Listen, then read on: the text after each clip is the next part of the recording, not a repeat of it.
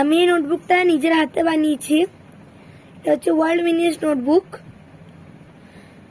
আমি নোটবুকটা কিভাবে বানিয়েছি তোমরা যদি জানতে চাও তাহলে বলো, আমি বানানোর একটা ভিডিও করে দেখিয়ে দেবো তোমাদেরকে।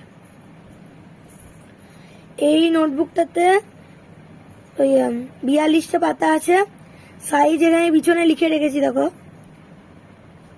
এইখানে 42, এটাতে বোঝা যাচ্ছে না ভালো। আমি এরকম দুটো বানিয়েছি, এরকম দুটো আছে। এটাতে পিছনে লেখা আছে সাইজ 40 আছে, 40 না, ওটা পেজেস তো 40।